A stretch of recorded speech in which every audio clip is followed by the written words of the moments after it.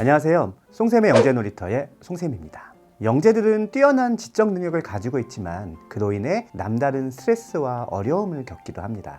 특히 타인과의 관계 맺기가 시작되는 유치원이나 초등학교 시기에 다른 아이들과 많은 마찰을 겪게 되면서 이상한 아이로 낙인 찍히거나 따돌림을 당하게 될 수 있습니다. 그러므로 지적인 발달에만 신경 쓴 나머지 정서적인 성장이나 사회적인 적응에 어려움을 겪고 있지는 않은지 특별히 살펴보아야 합니다. 일반 아동의 교우관계보다 훨씬 더 섬세한 접근이 필요한 셈이지요.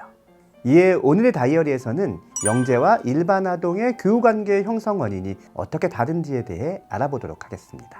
자, 그럼 오늘도 저와 함께 다이어리를 펼쳐보실까요?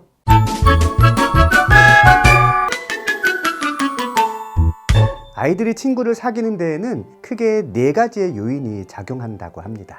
첫 번째 요인은 근접성입니다. 이웃에 산다든지 교실에서 짝꿍이 되었다든지 아니면 같은 교회나 학원을 다닌다든지 등에 해당되죠.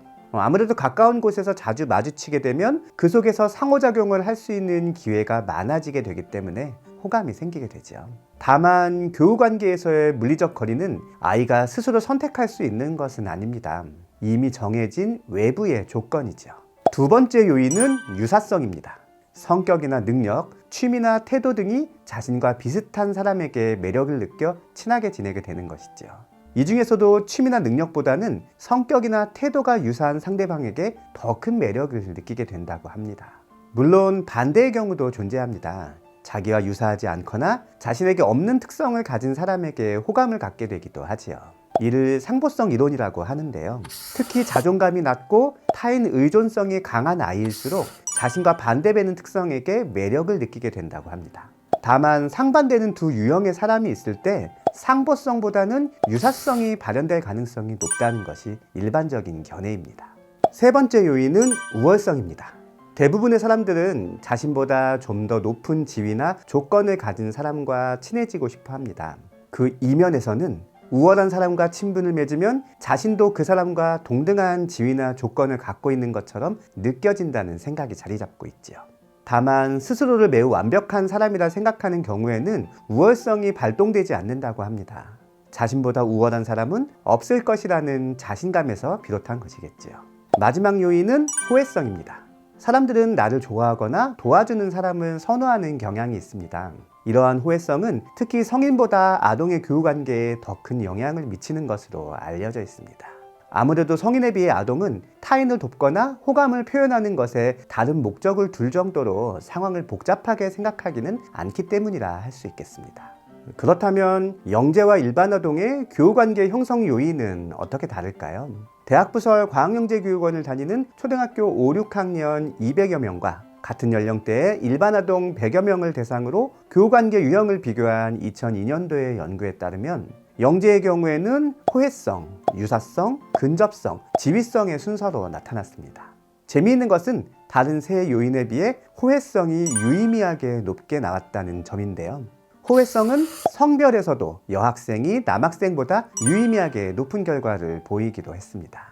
호혜성은 일반 아동의 경우에도 유의미하게 높은 결과를 기록하였습니다. 다만 이후의 순위는 근접성, 유사성, 지위성으로 영재 아동과는 다소 차이가 있습니다.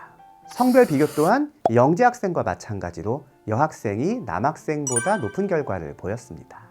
전체적으로 보면 영재와 일반 아동의 교우관계 형성 요인은 거의 비슷하지만 하위 요인, 특히 유사성에서는 다소 차이가 있습니다. 체력이나 생김새와 같은 외형적, 기능적 유사성의 매력을 느낀 일반 아동과 달리 영재들은 취미나 특기, 성격과 같은 사고 및 정서의 유사성에 매력을 느낀다는 점인데요. 영재들의 입장에서는 자신과 사고 및 정서적 유사성을 가진 친구들을 만날 기회가 적으니 깊게 교우관계를 맺기 어렵다 할 수 있겠습니다. MBC의 대표적인 예능 프로인 나 혼자 산다는 다양한 싱글라이프의 삶을 통해 인생의 다양한 모습을 유쾌하게 보여주는 프로그램입니다. 하지만 이 프로그램 대부분의 에피소드는 주인공이 다양한 사람들과 만나버리는 웃지 못한 일들로 이루어져 있습니다. 혼자 사는 삶을 이야기하는 프로의 대부분을 타인과의 만남으로 채우고 있다는 것은 결국 혼자서는 살 수 없다는 것을 역설적으로 이야기하는 것이 아닐까 합니다. 영재 또한 혼자서는 살 수 없습니다. 영재에 대한 주변의 인식과 이해가 높아져 이 아이들이 좀 더 거리낌 없이 친구들을 만나고 교류할 수 있는 분위기가 조성되기를 바라봅니다. 오늘의 다이어리는 여기까지입니다. 다음 시간에도 영재와 관련된 재미있는 에피소드로 찾아뵙겠습니다.